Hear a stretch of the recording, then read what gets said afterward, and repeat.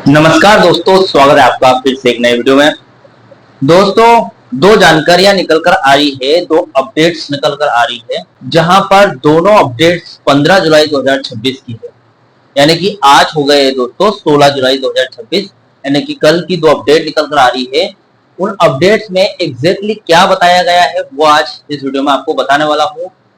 वो जो जानकारी है कहीं ना कहीं BSNL third PRC, pension revision या फिर वेज रिवीजन से जुड़ी हुई है। यानी कि देखा जाए तो सभी पेंशनर्स और कर्मचारियों को वो जानकारी जानना बहुत जरूरी है। तो 15 जुलाई 2026 के अपडेट में क्या बताया गया है, पूरी जानकारी आज इस वीडियो में आपको डिटेल तरीके से बताना होगा। सबसे पहले दोस्तों, अगर आप मेरे चैनल पर नए हो, पहली बार आए हो, बीएसएनएल से जुड़ी खबरें रोज देखना चाहते हो, तो मेरे पेज को या फिर मेरे चैनल को सब्सक्राइब कर सकते हैं। मेरा नाम है सुनील विश्वकर्मा। अगर दोस्तों मेरे द्वारा दी गई जानकारी आपको थोड़ी सी भी सही लगे, ठीक लगे, सटीक लगे, तो वीडियो को एक लाइक करके जरूर जाना भाई साहब। चलिए दोस्तों, बढ़ाते हैं वीडियो को आगे। दोस्तों, सबसे पहले जानकारियां बता दूं आपको क्या क्या अपडेट्स हैं, फिर उनके बारे में विस्तार से और गहराई से समझते हैं। देखिए दोस्तों, पहली जानकारी है 15 जुलाई 2026 की। BSNL revenue growth is encouraging, employ deserve their due. एक ये अपडेट है और दूसरी अपडेट है दोस्तों, ये भी 15 जुलाई की है। BSNL coordination committee issued notice for agitational programmes of early resolution of burning issues. मतलब बर्निंग इश्यू में थर्ड पीआरसी आती है, मतलब इससे संबंधित है। कहीं ना कहीं कर्मचारी के वेज रिवीजन और पेंशन रिवीजन से पूरा पूरा मुद्दा संबंधित है।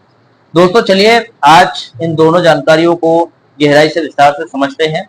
देखिए, सबसे पहले आपको बता दूं दोस्तों, यूनियन की मुख्य मांगे समझ लेते हैं। यहाँ पर एक अपडेट में यूनियन की मुख्य मांगों में यहाँ पर बताया गया है। देखिए, सबसे पहले अफोर्डेबिलिटी क्लोज की अगर बात करें दोस्तों, इसको हटाना बहुत जरूरी है। देखिए दोस्तों, यहाँ जो अपडेट दी गई है उसमें नोटिस के अनुसार बीएसएनएल एम्प्लॉय यूनियन, एआईबीडीपीए और बीएसएनएल सीसीडब्ल्यूएफ, इनकी सभी समितियों की एक मुख्य समिति कोऑर्डिनेशन कमेटी ने टेलीकॉम सेक्रेटरी डॉट और बीएसएनएल के सीएमडी को आंदोलन का नोटिस दिया है। अब दोस्तों उनकी मुख्य मांगे क्या क्या है, क्या क्या डिमांड है वो देखो। दोस्तों देखिए, अफोर्डेबिलिटी क्लॉज सबसे बड़ी डिमांड है, उसमें रिलैक्सेशन या फिर उसको हटाना, बाईपास करना, किनारे करना, ये सबसे बड़ी डिमांड है अब तक की।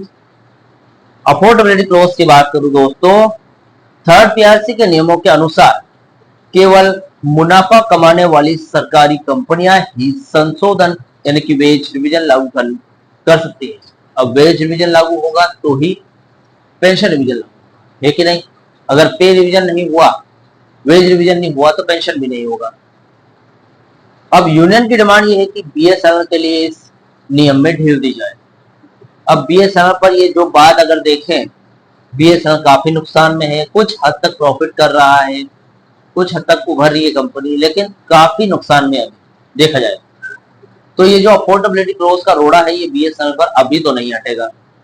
इसलिए यूनियनों को पता है कि कोई प्रॉफिट तो कर ही नहीं रही कंपनी, और थर्ड पीआरसी अगर लागू करवाना है तो प्रॉफिट करना जरूरी है। प्रॉफिट अगले 2 से 3 सालों तक, अगर जब तक 4G 5G पूरी तरीके से रोल आउट नहीं होता, यूजर ठीक से यूज नहीं कर पाते, तब तक थर्ड पीआरसी तो लागू नहीं होगा, प्रॉफिट भी नहीं होगा। अब ऐसी स्थिति में यूनियनों की डिमांड है कि बीएसएनएल के इस नियम में वेज रिवीजन लागू करने के लिए संशोधन में, वेतन संशोधन यानी कि वेज रिवीजन लागू करने के लिए इस नियम में ढील दी जाए, एक्सेप्शन मिले, रिलैक्सेशन मिले, इस नियम में ढील दी जाए और 1/1/2017 से नॉन एग्जीक्यूटिव कर्मचारियों का जो वेतन संशोधन है वो मंजूर किया जाए। यानी कि 1 जनवरी 2017 की कट ऑफ डेट के साथ। यहाँ पर दोस्तों सरकार ने कट ऑफ डेट भी बना दी है। 2017 वाले पेंशनर्स, जो 2017 से पहले वाले पेंशनर्स, उनको थर्ड पीआरसी के विशेष बेनिफिट नहीं मिलेंगे, और 2017 से बाद वाले जितने भी पेंशनर्स हैं सबको थर्ड पीआरसी के विशेष बेनिफिट्स मिलने वाले हैं। वो दूसरे इसके अगले वाले वीडियो में बताऊंगा विशेष बेनिफिट्स क्या क्या है, लेकिन फिलहाल अभी देख लेते हैं यहाँ पर नॉन एग्जीक्यूटिव कर्मचारियों का जो वेतन संशोधन है वो 1 जनवरी 2017 से मंजूर किया जाए, ये सबसे बड़ी डिमांड है। अब दोस्तों पेंशन संशोधन की बात करूं, वो भी 1 जनवरी 2017 से ही बीएसएनएल के रिटायर कर्मचारियों का यानी कि पेंशन भोगियों की पेंशन में सुधार यानी कि रिवीजन किया जाए। दोनों की एक ही कट ऑफ डेट है, कर्मचारी की मान लो या फिर पेंशनर्स की मान लो। कॉन्ट्रैक्ट वर्कर्स और कैजुअल लेबर्स की सुरक्षा भी शामिल है दोस्तों इसमें। देखें, ठेका कर्मचारियों की छटनी रोकी जाए, यानी कि ठेका कर्मचारियों की जो छटनी है वीआरएस 2.0 के जरिए या फिर छटनी ऐसे ही की जा रही है, पुराने जो बूढ़े हो चुके कर्मचारी उनको वापस निकाला जा रहा है। न्यूनतम वेतन सुनिश्चित हो इनकी, और कैजुअल लेबर टीएसएम के लिए 7 सीपीसी यानी कि 7वें वेतन आयोग के पे स्केल पर लागू किए जाए। अब भाई साहब, आप जो कि डोंट ऑब्जर्व पेंशनर्स है, आपने इतना केस लड़ लिया केट में, यहाँ तक कि आप जीत भी गए थे, सेंट्रल एडमिनिस्ट्रेटिव ट्रिब्यूनल में आप जीत गए थे, लेकिन दिल्ली हाईकोर्ट में हार जाने के बाद भी आपको पता होना चाहिए कि अब 7 सीपीसी का रास्ता पूरी तरीके से बंद हो गया। आप फिर से भले वो कैजुअल लेबर्स हो, मजदूर हो, उनको अगर कोर्ट केस में भेजेंगे 7वें वेतन आयोग के तहत, कुछ नहीं होने वाला दोस्तों। अब संघर्ष ही एकमात्र रास्ता है। संघर्ष के आधार की बात करूं दोस्तों, तो बीएसएनएल की शानदार कमाई, रेवेन्यू ग्रोथ की अगर बात करें, दूसरी तस्वीर देखा जाए तो दूसरी तस्वीर में साफ बताया गया है दोस्तों कि कर्मचारी इस हक के लिए क्यों अड़े हैं। 10% की बढ़त दोस्तों, बीएसएनएल में 10% तक की बढ़त हुई है प्रॉफिट में, यानी कि अब लॉस बन गए हैं, बीएसएनएल प्रॉफिट में जा रही है और 10% तक की बढ़त हुई है। माने तो वित्तीय वर्ष 2026 से 2027 की पहली तिमाही Q1 अप्रैल से जून तक की अगर बात करें तो कमाई में 10% तक की बढ़ोतरी हुई है। यानी कि सीधे सीधे अगर पैसों में ये हिसाब जोड़ा जाए तो 4,418 करोड़ रुपए का रेवेन्यू कमाया है बीएसएनएल ने। तो अब से लेकर कब तक? अप्रैल से लेकर जून के बीच की बात है भाई साहब।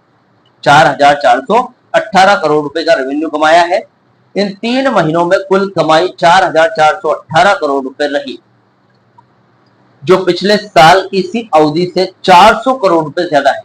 यानी कि कंपनी कहीं ना कहीं प्रॉफिट में जा रही, कोई माइनस में नहीं है कंपनी, और इन फ्यूचर आगे भी प्रॉफिट में जाएगी क्योंकि 5G रोल आउट होगा आगे।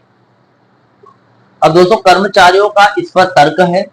तर्क यह है कि जब कर्मचारी की कड़ी मेहनत से कंपनी की वित्तीय स्थिति सुधर रही है तो मैनेजमेंट को उनके लंबे समय से रुके हुए वित्तीय लाभ यानी कि थर्ड पीआरसी और पेंशन रिवाइज यानी कि पेंशन रिवीजन तुरंत देना चाहिए। इसमें क्या अर्थ हो रहा है या फिर क्या अड़चन आ रही है, क्यों नहीं दे रहा है मैनेजमेंट? आज की अपडेट और आंदोलन की आगे की प्लानिंग की बात कर लेते हैं दोस्तों, एजुकेशनल प्रोग्राम्स की। यहाँ पर यूनियन ने अपनी मांग मनवाने के लिए बड़े स्तर पर सड़कों पर उतर रही है दोस्तों। 16 जुलाई यानी कि आज 16 जुलाई 2026 की देशव्यापी प्रदर्शन आज यानी 16 जुलाई 2026 को पूरे देश में सभी बिजनेस एरिया बीए लेवल पर और ऑपरेटिव एरिया ओए लेवल पर भी राष्ट्रव्यापी विरोध प्रदर्शन आयोजित किया जा रहा है। कर्मचारी बैनर लेकर प्रदर्शन कर रहे हैं। 7 अगस्त 2026 की अगर बात करें तो संसद मार्च यह आंदोलन यही नहीं रुकेगा दोस्तों। इस अभियान के तहत 7 अगस्त 2026 को बीएसएनएल के मौजूदा कर्मचारी और पेंशन भोगी मिलकर दिल्ली में संसद मार्च टू पार्लियामेंट, जिसको इंग्लिश में बोल सकते हैं, ये करने वाले हैं ताकि सरकार पर सीधा दबाव बनाया जा सके। सीधी भाषा में यूनियन का कहना है कि जब बीएसएनएल कमाई करके दे रहा है तो सरकार घाटे का बहाना बनाकर 2017 से रुका हुआ थर्ड पीआरसी और पेंशन रिवीजन नहीं रोक सकती। इसी हक को लेने के लिए आज से देशव्यापी प्रदर्शन का आह्वान हो चुका है और आज से शुरू हो चुका है। देखते हैं प्रदर्शन में क्या रूपरेखा हो पाती है, क्या स्ट्रक्चर रहता है, क्या कंडीशन बनती है, कितना दबाव पड़ता है। जो भी रहेगा कल वीडियो में बनाकर जरूर लेकर आऊंगा, जो भी अपडेट सामने से निकल कर आएंगे।